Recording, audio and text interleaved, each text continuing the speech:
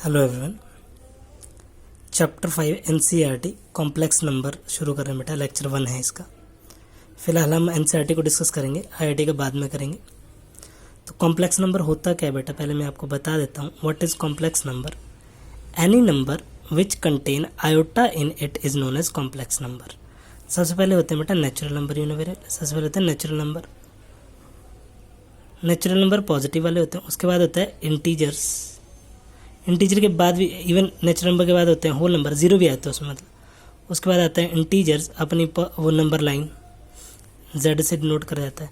Then rational और irrational number, rational और irrational number, ठीक है, क्यू और आई। और उसके बाहर टोटल का टोटल ये होता है रियल नंबर, मतलब रैशनल इरेशनल मिला के, पॉजिटिव नेगेटिव सब मिला के क्या होता है रियल नंबर। इसे रियल नंबर बोल देते हैं। और रियल नंबर के जो सबसे उससे भी बड़ी चीज़ जो होती है बेटा, रियल नंबर से बड़ी चीज़ जो होती है वो कॉम्प्लेक्स नंबर होती है। अब ये कॉम्प्लेक्स नंबर होता है क्या बेटा, हर एक कॉम्प्लेक्स नंबर को जेड से डिनोट करा जाता है। किसे? जी से, जेड से डिनोट करा जाता है, जो कि होता है ए प्लस आयोटा बी। ए होता है हमारे पास रियल पार्ट, और जो बी होता है बेटा हमारे पास वो होता है इमेजिनरी पार्ट। क्या होता है? बी जो होता है वो होता है इमेजिनरी पार्ट। इमेजिनरी पार्ट, अगर इमेजिनरी पार्ट 0 के बराबर है तो हर एक कॉम्प्लेक्स नंबर रियल नंबर बन जाता है। ठीक है जी, ये कॉम्प्लेक्स नंबर की जनरल नोटेशन हो गई हमारे पास कि कॉम्प्लेक्स नंबर बेसिकली है क्या। कंक्लूजन क्या निकला? Z equal to A plus, in certain books it is written as z equal to x plus iota y. कुछ किताबों में एक्स प्लस आयोटा वाई भी लिख रखा है, तो जो भी है आपकी बुक्स में दे रखा है वो दोनों ही ठीक है, कोई दिक्कत नहीं है ना। अब इक्वालिटी ऑफ कॉम्प्लेक्स नंबर के ऊपर आते हैं बेटा। पहला एग्जांपल इसी के ऊपर दे रखा है। इक्वालिटी ऑफ कॉम्प्लेक्स नंबर से रियल पार्ट के बराबर होने वाला होता है। क्या? 4x equal to 3 and imaginary part के बराबर, मतलब 3x plus Y equal to -6। X की वैल्यू बेटा यहाँ से आगे 3/4, एक्स की वैल्यू आगे 3/4, यहाँ पे पुट कर दें 3 into 3/4 plus Y equal to -6। तो y equal to -6 minus 9/4, y equal to -25/4। 24 नहीं, गलत कर दी मैंने, 24 और 9 हो गए बेटा 33। तो x की वैल्यू भी आ गई और y की वैल्यू भी एग्जैक्ट वाली आ गई। Therefore x equal to 3/4 and y equal to -33/4। मतलब कंक्लूजन ये बेटा, रियल पार्ट के बराबर और इमेजिनरी पार्ट के बराबर होता है। ठीक है जी। अब हर एक कॉम्प्लेक्स नंबर में एडिशन, सब्ट्रैक्शन चाहे मल्टीप्लिकेशन, ये प्रॉपर्टी सेटिस्फाई करती हैं। कम्यूटेटिव प्रॉपर्टी मतलब अगर सपोज करते हैं कि Z1 और Z2 दो कॉम्प्लेक्स नंबर है, तो Z1 प्लस Z2, प्लस की जगह पे मैं स्टार लगा रहा हूँ। स्टार मतलब addition, subtraction, multiplication. Z1 plus Z2 क्या होगा? Z2 प्लस Z1 के बराबर होगा, और Z1 माइनस Z2 जो होगा वो एडिशन और मल्टीप्लिकेशन होगी, सब्ट्रैक्शन नहीं होगी, एडिशन एंड मल्टीप्लिकेशन वैलिड होगी। मल्टीप्लाई हो, स्टार क्या होगा बेटा यहाँ पे, या तो मल्टीप्लाई होगा या फिर ऐड होगा, तो वो Z2 प्लस Z1 के बराबर। इसे कम्यूटेटिव बोलते हैं, मतलब a plus b equal to b plus a के बराबर, तो कम्यूटेटिव होता है। अगर एसोसिएटिव की बात करें तो एसोसिएटिव कुछ ऐसा होता है, Z1 star Z2 star Z3 is equal to Z1 star Z2 star Z3। मतलब बेटा समझना इसका मतलब कि पहले 2 पे लगा दिया फिर बाद में लगाया, पहले 2 पे लगा दिया फिर बाद में लगाया। Distributive property you know variable Z1 Z2 plus Z3 करनी हो तो पता है आपको Z1 Z2 plus Z1 Z3 distributive property होती है। और क्लोजर प्रॉपर्टी क्या होती है? If Z1 and Z2 belongs to complex number then Z1 star Z2 also belongs to complex number. Simple, एक क्लोजर प्रॉपर्टी भी वेरीफाई करेगा। कम्यूटेटिव के लिए 2, एसोसिएटिव के लिए 3, डिस्ट्रीब्यूटिव प्रॉपर्टी बचपन में पढ़ी है। क्लोजर के लिए अगर इंडिविजुअली करते हैं तो ऑपरेशन लगा के भी वेरीफाई करता है वो। Change to A plus iota B form, question है बेटा, A plus iota B form में चेंज करना। तो सबसे पहले मैं आपको बता दूं बेटा, आयोटा होता क्या है। आई को बोलते हैं आयोटा, IOTA। आयोटा की वैल्यू होती है हमारे पास अंडर रूट ऑफ -1। इसका मतलब आयोटा स्क्वायर की वैल्यू होगी -1, आयोटा क्यूब की वैल्यू होगी माइनस आयोटा। ये मत पूछिए ना, iota square dot iota, iota square की वैल्यू -1, तो आयोटा क्यूब की वैल्यू माइनस आयोटा, आयोटा की पावर 4 की वैल्यू 1। मतलब यहाँ तक आपको थोड़ी थोड़ी चीज़ें पता होनी चाहिए, थोड़ी थोड़ी क्या याद ही होगी। Iota equal to root of -1, square करा तो -1 हो गया। Iota cube equal to iota square dot iota, तो आयोटा स्क्वायर की वैल्यू -1 है, तो आयोटा क्यूब की वैल्यू माइनस आयोटा, और आयोटा की पावर 4 की value 1, very obvious. So in this particular case what you do is -2 iota square into 8 का cube है, 8 इंटू 8 इंटू 8 कर देते हैं, चलो कर देते हैं। ये आएगा -1/8 इंटू -1/8 इंटू -1/8, और ये आ गया आयोटा क्यूब। ठीक है बेटा, minus minus plus, plus minus minus, minus minus plus, 4 बार हो गए तो प्लस हो गए, और ये 2 4 ज़ा 8 ऐसा। तो 8 8 64, 64 इंटू 4, 64 इंटू 4 हो गया 256। ये आ गया बेटा positive iota square into iota cube, ऐसे लिख दिया मैंने ना। इसको क्या लिख सकता हूँ बेटा, आयोटा की पावर 5/256।